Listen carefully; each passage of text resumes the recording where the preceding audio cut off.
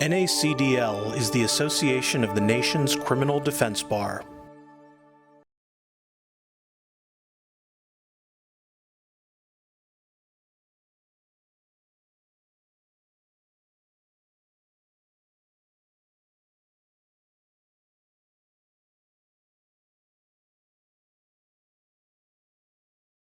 So let's talk about voir dire in child sex cases. Okay, voir dire is messy, it's uncomfortable, it's unpredictable.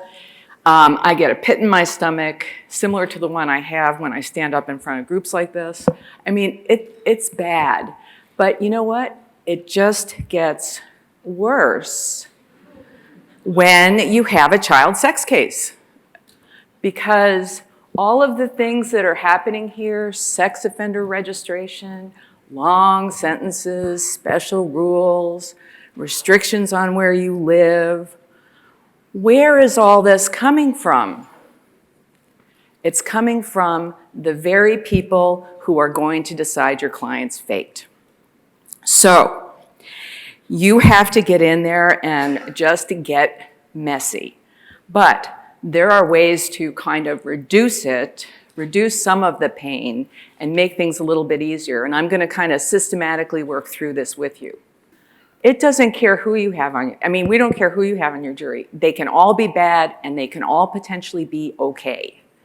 So this is something I've started doing.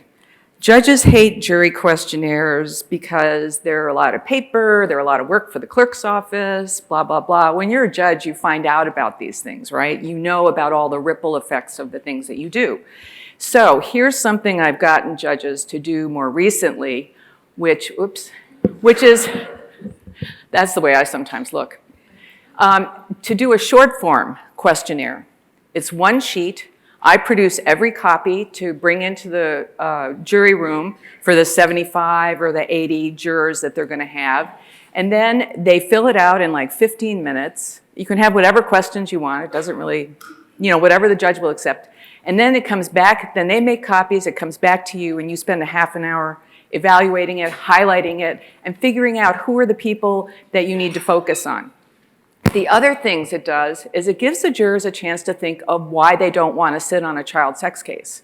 And believe me, those jurors will deselect themselves if they have a chance. So this gives them a chance to think about how they're feeling right now as they realize what it is that they're about to do.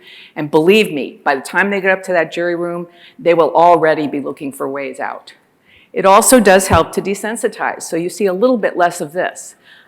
How many times have we sat there with our client and heard the words, and the defendant is charged with first-degree sexual assault of a child, sexual contact with a child under the age of 12, and then you get that face, and you're thinking, oh my God, what am I going to do now? So it does desensitize them. It does give them a chance to deselect themselves. So if you can get a judge to give this to you, it's quick, it's easy, and frankly, it's a big help. Okay, another thing I've started doing more is I really try to find out who are we looking at. Who does the defense usually want? Do we want the big picture people? No. The state wants the big picture people. They want the people who are going to react to the little kid crying on the stand, and the distraught mother, and the professional police officer, and all of those things. We don't want big picture people. We want the people who like puzzles. We want the people who are, going to dig down, because where is our narrative? Our narrative is not usually about sex. It's really about relationships. It's about the child's developmental age, what they're capable of doing, about who is in their life, how do they feel about them, how do those adults feel about each other. It's really about the periphery. It's about the penumbra. It's not about the sex. So we want people who like to figure things out and who enjoy it. And you know what? I got lucky with Quintez Cephas. 9 of the 12 jurors identified themselves as puzzle people. I had only 3 big picture. I got lucky too, because even the big picture saw the big picture. Okay, the other thing I've been experiencing recently, including in the last 2 cases, is judges allowing jurors, if they choose to talk about prior sexual assaults in their families or with themselves in public. The problem is it gives you these little mini experts. They say, oh, I didn't tell anybody for years, or the first person I told was my mom, or, you know, I didn't tell everything all at once. I was interviewed a dozen times and it didn't matter. You know what I mean? You get these little mini experts who are then poisoning your group. So you really do have to deal with this with the judge before you even get started. Because I'll tell you, it's a freak show when it happens. Now, deselection. We hear a lot about deselection, and you know what? There isn't a child sex case where deselection isn't... I mean, I'm not even sure you can deselect everybody you need to deselect. You'd almost have to deselect the entire panel and start all over, and you could go through hundreds of jurors before you could find people who really you're convinced could be fair. But it still has to be done because it still not only gets rid of the worst, but there are ways that you can use those questions to help people think about how they really react to things and how they really are going to react to the facts in your case. So, first and foremost, get rid of the people who are going to hurt your client. You've heard that many times, I'm sure. You'll hear it many more times. But I also still work on defense themes and identifying with my client and with what I am going to argue is going to happen here. Because there are ways that you can get people to put themselves a little bit more in the place of your client. And I think it's still important to do because everybody hates child molesters. Let's face it. So you do have to begin the theme that that's not what your client is. That your client is somebody just like them. Finally, I still think that establishing yourself as trustworthy and believable begins obviously in voir dire. It's the one time you really get a chance to interact. If your communications with the jurors is going to be key on whether the jurors come away from that experience believing that you are an honest, trustworthy person. And I've had jurors after trials tell me that they just believed me more because I had more of a connection. So you do have to establish that. And you can do it during deselection. You can get rid of people in the nicest, kindest possible way. But it is, a challenge. The best thing about being a judge, for me, well, there were a number of things I enjoyed.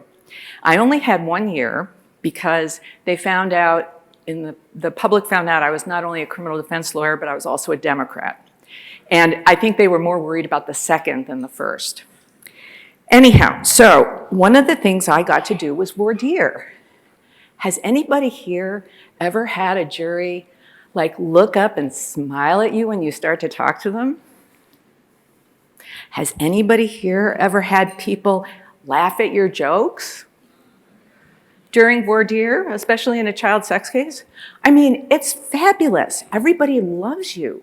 And the best part is when the defense lawyer gets people to the point where they might take themselves off, you get to step up and say, now, ma'am, only you can tell us what's really in your head and your heart.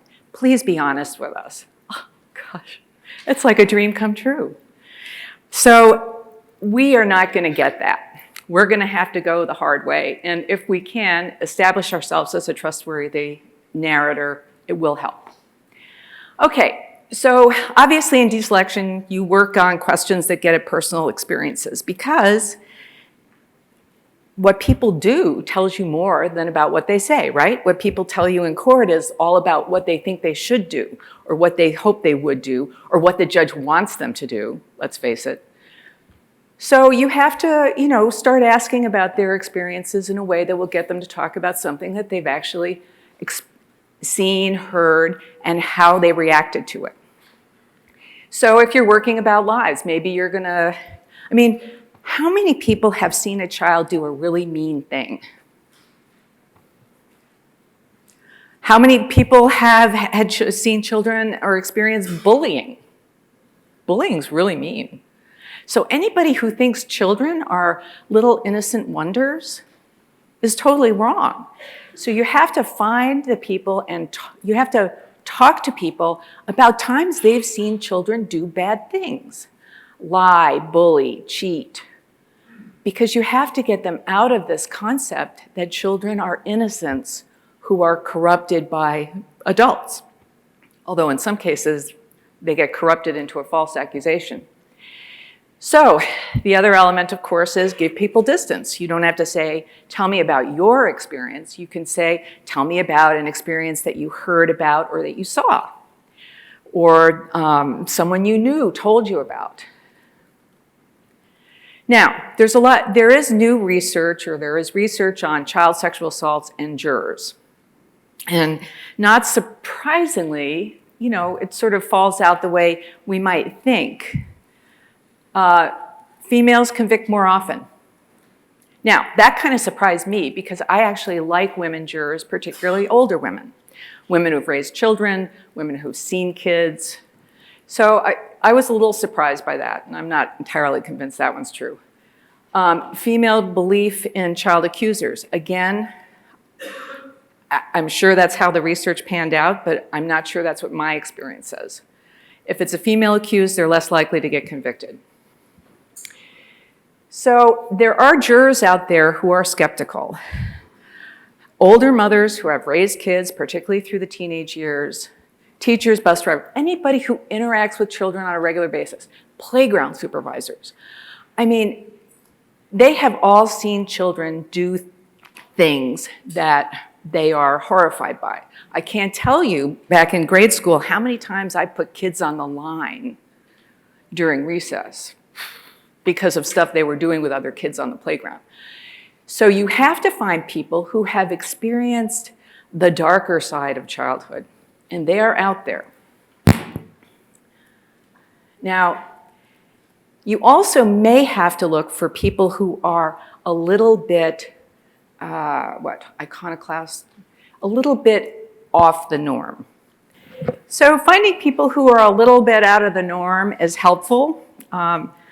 Again, I'm not sure that's the way to do it, but getting people whose occupations or beliefs, put them a little bit out of the grid. You might want to find people like that because they might be willing to believe something that is not the traditional belief about children.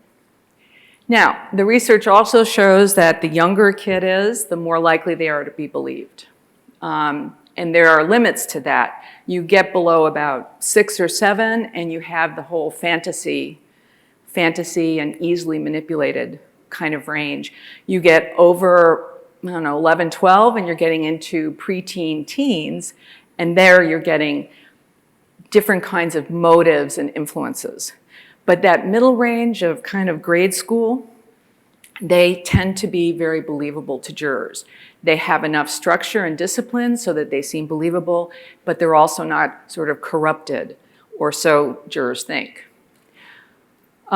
So accused with younger complainants are more likely to be convicted. So you have to try and find out experiences where people have seen or heard children who were not truthful, even younger children. You have to really try to find out what's the biggest lie you've ever heard? What's the biggest lie you told as a child? I mean, you have to get people thinking about the fact that this can happen. Now, that's only if your theory is that the child lied. We also have issues about memory that I'll talk about in a minute, but kids do sometimes just lie, and sometimes they do it because they don't understand the consequences. Right? So like the little kid who goes to, like the 8-year-old who gets the the education about good touch, bad touch, and stranger danger, blah, blah, blah, or whatever the new thing is they're calling it, human development.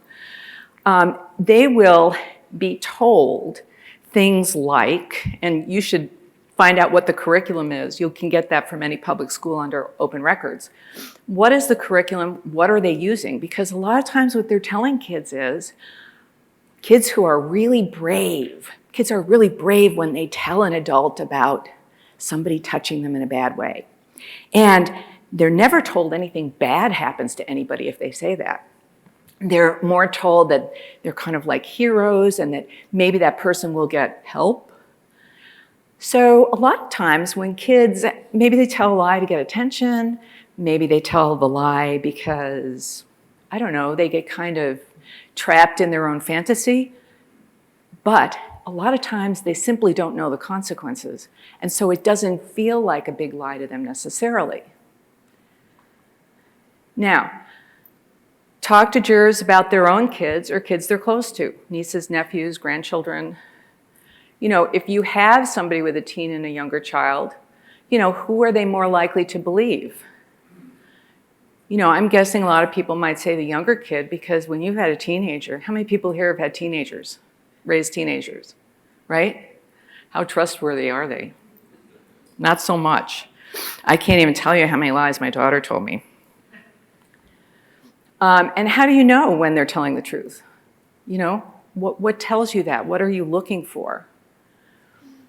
You know, did you have an experience where you were fooled by your younger child?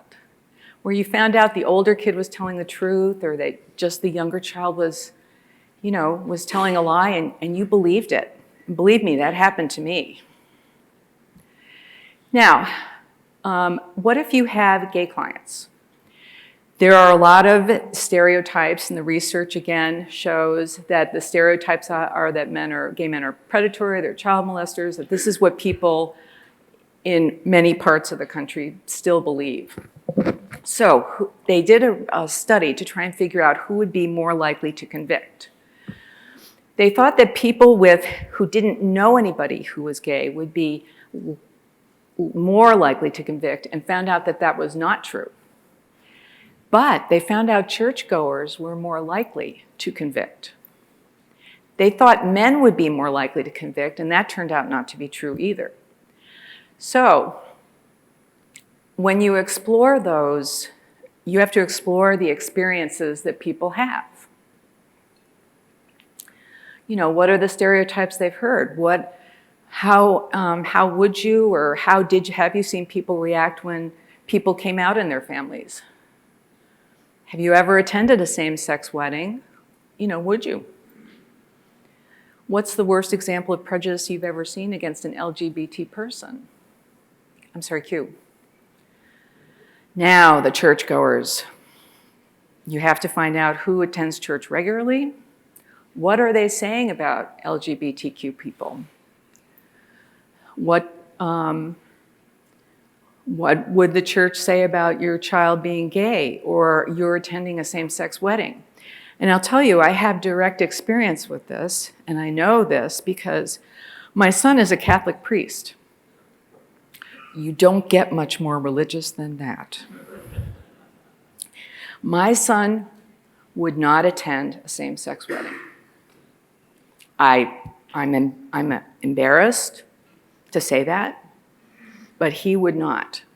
He wouldn't attend a wedding of a person who was Catholic who was getting married outside the church. So when I tell you that, I mean, this is real.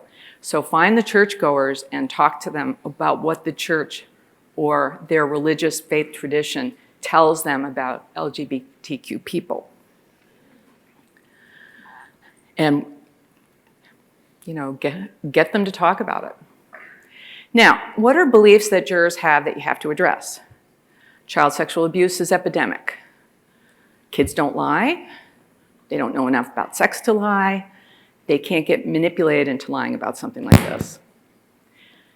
But even when you get somebody who has an aspirational belief about the innocence of someone, when you ask the right question, you can find out how they really feel. And you know, where do they get a lot of this stuff? Okay, they get it from the media. They read about it. It's, child sexual assault case, especially one involving someone of some notoriety, is going to get big press, and you're going to hear about it. So you need to find out who are the people who like following these stories. I mean, honestly, there's some people who do nothing but read, People Magazine and Us and the National Enquirer and watch the endless stories. Now, I will say this. Trump has done one thing for us. He has sucked a lot of the air out of the room on any other kind of story. So you are a little bit less likely to have people who are exhaustively following these things because there's not as much reporting on it right now, but that's going to change again. So ask them, what was interesting to you about these stories? How closely did you follow it? You have to talk to them about their experience and their interest. And, have they ever learned that a news story was wrong? What did they think about that? I mean, we all know that when the acquittal happens, it's on the last page, and when the charges are filed with all of the detail, that's on the first page. But still, sometimes you will get people who will have heard about something being wrong, someone being exonerated. Use those to, I hate to say this, educate the jury. So Sandusky, oh my gosh, that was bad. Now, how about the children who don't lie about child sexual abuse? You're going to have the PowerPoint. You're asking about times when people lied and why they lied. Fear, protecting someone, getting out of trouble, whatever. Asking people about a time when they had to decide who was telling the truth out of two people, and that can be two kids, it can be adults. What was that experience like for them? How did they decide? Did they really feel sure about their final decision? I mean, many, many years, and you can use stories, okay? Many, many years ago, my son, who's now a Catholic priest, was accused of spanking a girl who was a neighbor next door. And he insisted he didn't do it. She insisted he did. Her mom chewed my kid out, which of course pissed me off.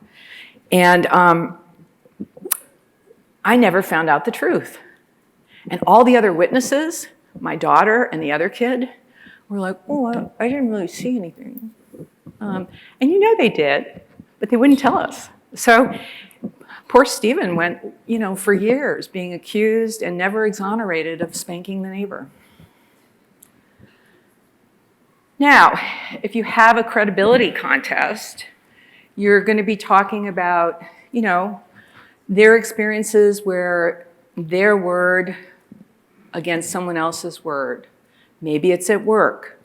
Maybe it's a traffic case. The cops said they were speeding and they weren't. I mean, get people to talk about that and how that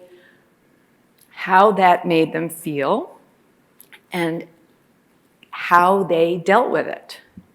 What about when they mistakenly, how many places are there rumors about stuff, right? Workplaces, school. You hear rumors, and sometimes those rumors can be very damaging. Have they ever experienced that? Have they ever seen a time when a rumor or things people said about somebody was damaging to them and later turned out not to be true? It's, again, getting them to think about how they would react in this situation. People think it's too big a lie. Kids wouldn't lie about sex. You really have to just talk again about big lies. Now, this is a question I actually found out last night. It's called a STEM question. I had no idea. But it's a question where you set up two different possibilities and that are endorsed by different people. So you might say, some of my friends think that all Catholic priests are pedophiles. Some of my other friends think that a Catholic priest would never do anything wrong like assault a child. Who do you agree with and why? And you can use this for a lot of different kinds of cases and a lot of different situations. And it kind of relieves the pressure on people because they're hearing that there are different people who feel different ways, and it's kind of okay for them to endorse one or the other and talk about it. So, you can use those questions in a lot of different situations, and it does help start a conversation. Again, kids will lie to get other people in trouble sometimes. It just does happen. So find out who's experienced that. Jurors think kids don't know enough about sex. Well, I don't know how anybody thinks that anymore. Because kids are exposed to sexual content at an increasingly young age. Right now, the median or the mean or the whatever age of boys accessing online pornography is 10. Girls are a little behind. It's like 12 or 13. So talk to people about, people who have children. Does anybody here have a child who has a friend that you don't trust? I did. I knew I could put every net nanny in the universe on my computer, but if he went over to Joe's house, all bets were off. Joe was allowed to watch whatever TV he wanted. I mean, we used to call this one house where we would visit old friends of my husband in college, Sodom and Gomorrah, because the kids could literally do anything, watch anything. So you find out, everybody has a friend of their child who they won't let them go to their house because the parents don't supervise them. Talking about kids who are unsupervised on TV. Have you ever caught a kid with, accessing sexual material? I have, and I'm not going to say anything more about that. But it does happen, right? Okay, I'm not going to ask this question. But even if you look back, actually, I'll tell you this story. When I was 10, I found my father's Playboy. And I was busy looking at it and wondering why such a thing existed when I came across a cartoon called Little Annie Fanny. And it was about a woman with, a very voluptuous body who just could not keep her clothes on. And I couldn't figure out why, but, my sister caught me. And did I get in trouble. So, children have been caught with sexual material for over 50 years, and I can say that for a fact. Now, tainted memories. You can talk to, have they ever interrogated their kid about doing something wrong? And I subjected Stephen to the most intense interrogation, and he still didn't admit it. But he's unusual. A lot of kids will kick into something just because they're under pressure from their parents. When a juror has been in a situation where they have to talk about something that really happened, like they're a witness to a car accident, how many people really can keep their facts straight and don't have other people influencing what they think? And people have these stories and experiences, and using them will help. Who's talking to these kids? Well, first their parents, who are totally screwing everything up.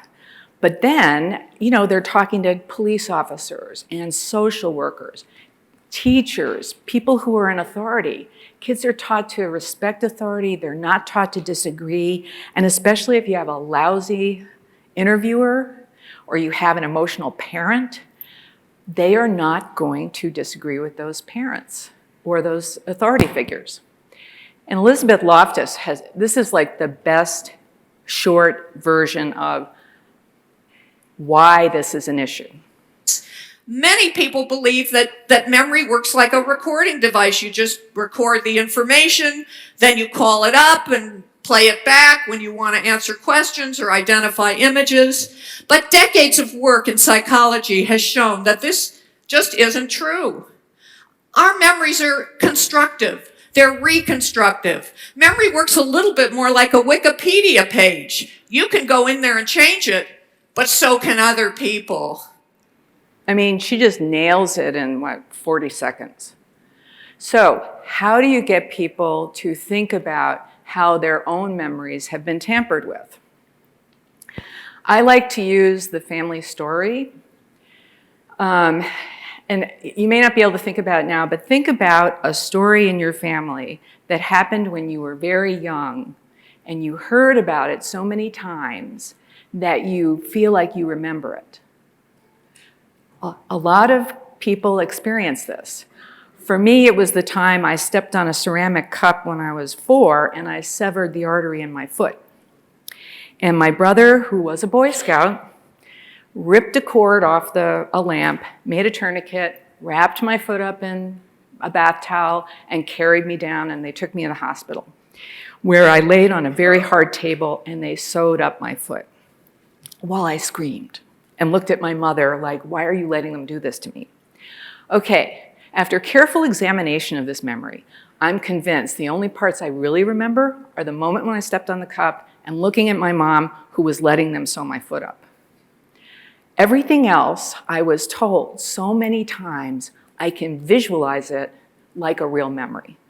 So a lot of people, if they think about it, have had an experience like that. Even more, anybody who's raised children is going to have the kid who can't read who reads a book, right?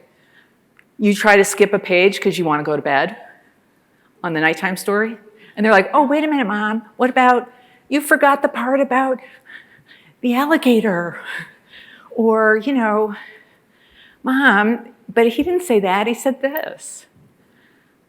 Repetition, post-event information can affect memory. Kids can learn a story.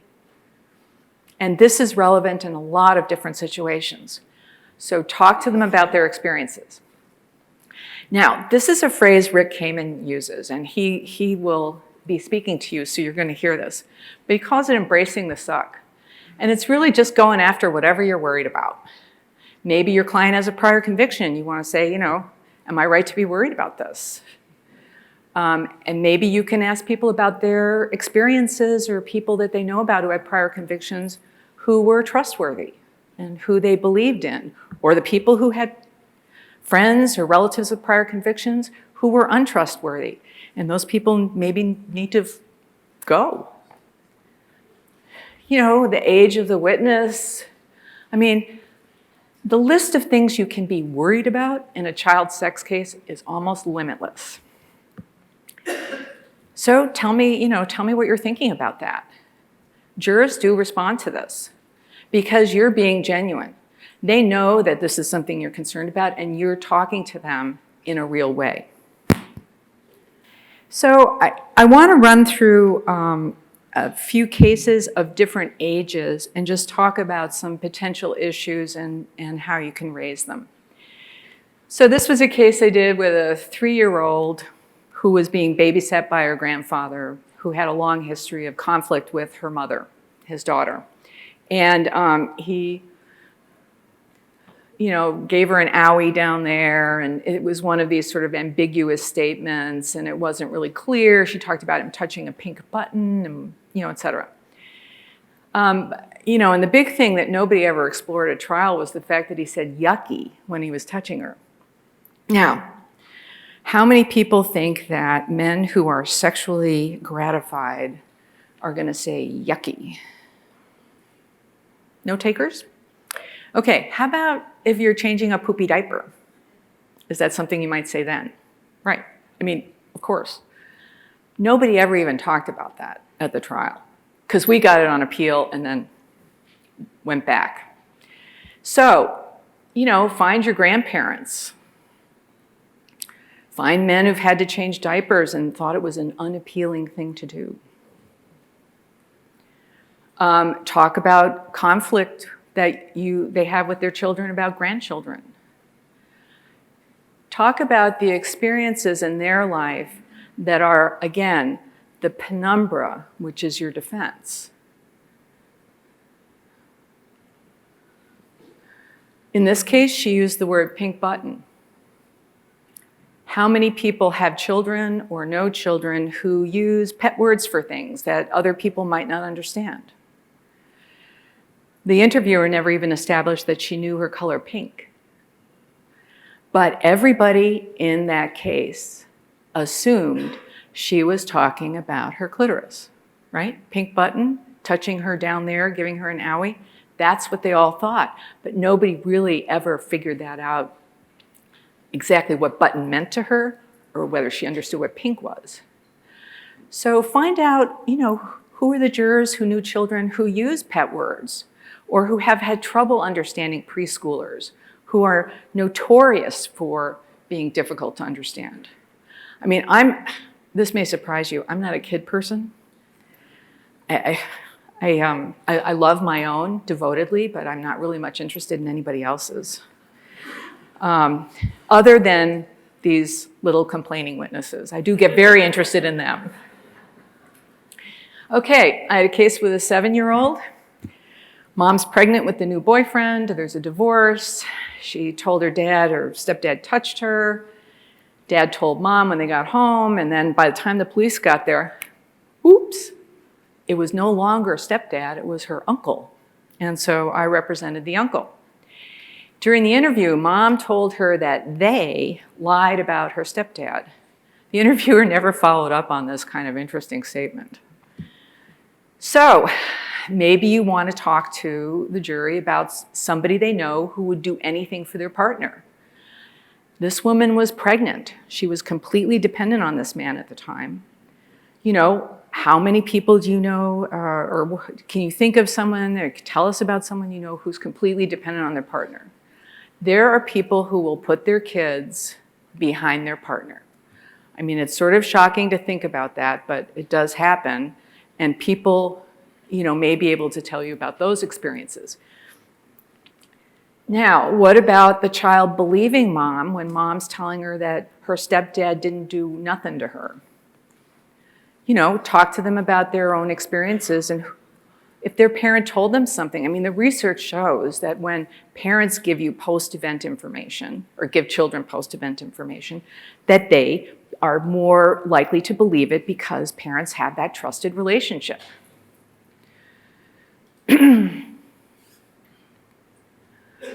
Negative stereotype induction.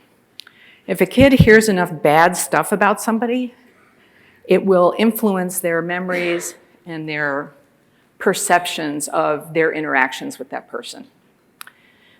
So again, you're going to ask about rumors, maybe, examples, what started the false rumor, what was the impact.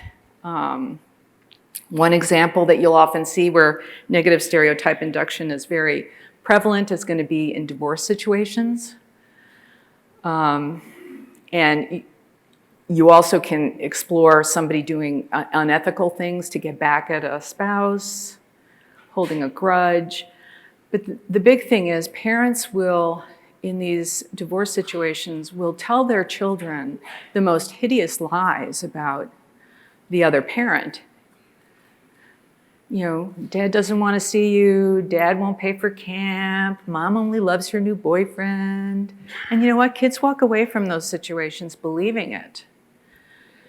Talk to jurors about their experiences like that, and they will understand when you're talking about the child in your case being influenced by things that they heard from other people.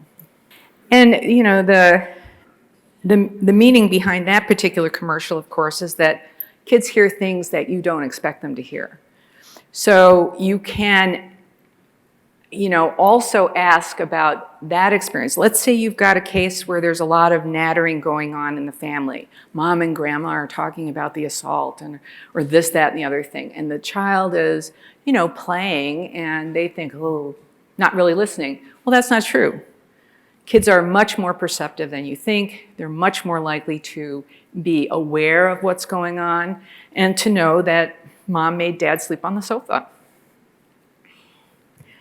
Now, this was a case involving an 11-year-old, also a divorced family, rapid remarriage by the mom, didn't like the stepdad, and she really wanted her parents to get back together. So shortly before her dad remarried, she made this accusation.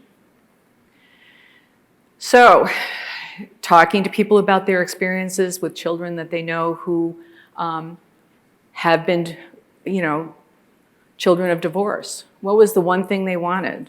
And 99% of the time, those kids want their parents back together. They want everything to go back to the way they were. Kids often have problematic relationships with their step-parents. Talk to jurors about their experiences with that. Help them to start to see what happened in this case as they look at their own lives. Now, in this case, we had a teenager, and she was working on a project with other students, and the teacher came over, scolded her, pointed over her shoulder, and her friend said, "Oh, I think he touched your boob." And the other girl went, "Oh, I don't know." And the other one went, "Yeah, I'm sure of it." And then pretty soon, they all were joking about it. The cops never interviewed the boys who were sitting across the table. They only interviewed her girlfriends. So there were a couple of themes here. First, talking to jurors a lot about teenagers, their own experiences with their own teenagers, how teenagers are. Kids are, totally absorbed with their image, with their friends, with how their friends perceive them. This girl, who told the biggest whopping lie I have ever heard, came into court and repeated it even more vociferously. By the time she got there, he'd not only touched her boob, he'd grabbed it, squeezed it, and, done all this other stuff. And, so the lie got bigger and bigger. At the same time, her friends were a little bit more like, "Well, I'm not really sure what I saw." But she was totally committed, and that's because if she admitted that she lied at any point in this whole investigation, she would have been branded a liar at school, which is the most important place for kids. So there isn't a child in the world who I have ever had back down. They all come to court and they all testify because nobody wants their friends to think they're a liar.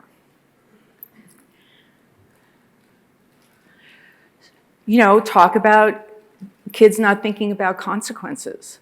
Times that they've seen that in their own children or children that they know or teenagers that they know. They don't. We all know the juvenile brain development science. The amygdala is working overtime and the prefrontal cortex is like a turtle. So, talk to them about kids not understanding or thinking about consequences of what they do. That joking, who would have ever guessed it would turn into a criminal case? And, not because of anything I did, but the jury came back in 5 minutes, came out, hugged the teacher, and said, "We hope you go back to teaching." And that guy never set foot in another classroom. So, talk about the sloppy investigation. When I cross-examined the cop, I said, "Well, you didn't even talk to the people who were at that table." And she said, "Well, I couldn't talk to every kid in the room." Well, why not? But, how about the people who were, where you are in relation to me? They were looking right across the table. So, talk to jurors who have a profession where there's a lot of attention to detail. What are consequences? What would happen if you ever seen a consequence where sloppy work turned into a bad situation? What's the worst thing you've ever seen happen when that was the case? Talk to people who either have teens or volunteered with them or interact with them a lot. How often do teens put their own needs above the needs of others? I would say pretty often. I don't know. You don't really have to, I don't have to tell you what to ask about teens because there's too much material. But this is one I kind of like. If you were to use one word to describe teenagers, what would it be? And it really will be something about being self-interested. And that really is kind of the key at that age. Now, it's not easy to develop empathy for your client. Sometimes you can do it by drawing analogies between what jurors do in their lives and what your client is doing. Let's say, I was a Boy Scout leader for 7 years. And, if I had a Boy Scout leader as a client, I would be finding out who are the Boy Scouts, who are former leaders. I would be finding out about those relationships. And I'm not too worried about the state taking them off, because if I don't ask, I won't find out who they are. And if I only have one, I know they're going anyhow. So I might as well talk about all the wonderful things that Boy Scout leaders do and why they do what they do. Why do church youth leaders? What was your experience there? You may as well create a different narrative than the media-driven narrative that Boy Scout leaders, church youth, priests are, child molesters. So you might as well develop that other narrative about people who do this stuff, not because of self-interest, but because they truly care. If you have a situation with computer sex crimes, the meeting online, the 15-year-old, or, you might ask then about their own situations where people have lied about who they were, what they were, something they were trying to purchase on Craigslist that turned out to be completely different from what they expected. I mean, every person has purchased something online and had it come and not be even close to what they expected. What's been your most surprising experience? What was your worst experience? Try to get people to understand that not everybody is as aware about what the communication is in reality. A lot about online stuff is not real. It's all kind of who you wish you were, who you imagine yourself to be, or what your fantasy is. Now, despite all of your best efforts, you may get people who are a little bit tough to predict. So, it is hard to predict. You are going to get these wishy-washy jurors, and there's just, there's no way you can ever predict what somebody is really going to do when they get in that jury room. Sometimes people surprise you. When I was a judge, I had this one case.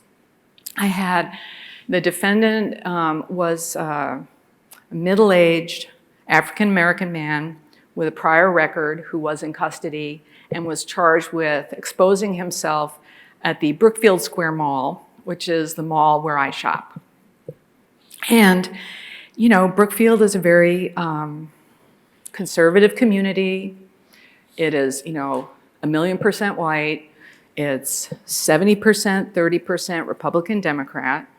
A lot of churches, a lot of very traditional people. And I, frankly was a little, and the lawyer was a brand new lawyer, first trial, and I was a little apprehensive when the jury went back. But they came back 3 hours later with a not guilty verdict. And I, was really interested to talk to them afterwards. And I went back there, and they had guessed he was in custody. And they guessed that was because maybe he had some kind of prior record. But they decided that the state hadn't put on good enough evidence, and that they just weren't quite sure whether he was exposing himself or just scratching his balls or what he was doing. And so they acquitted him. And I sort of felt one of those little thrills of pride, like, yes, this can work. So I do try and go into trials hoping I'm going to find those 12 people from Waukesha on every case I get. And I sent them all a thank you note for their service. Because every now and then, you do get this guy, and it does make a difference. But anyhow, I am finishing up a little early. Who knew? And I really appreciate your attention. I hope this helps, and feel free to call me. A really great article on deselection is one by Ira Mickenberg, which is I found online. There's a lot of great materials. Just go in and be confident that you can find out what you need to know about these people, and you don't have to end up with a jury of people that you've learned nothing about. So best of luck to you all.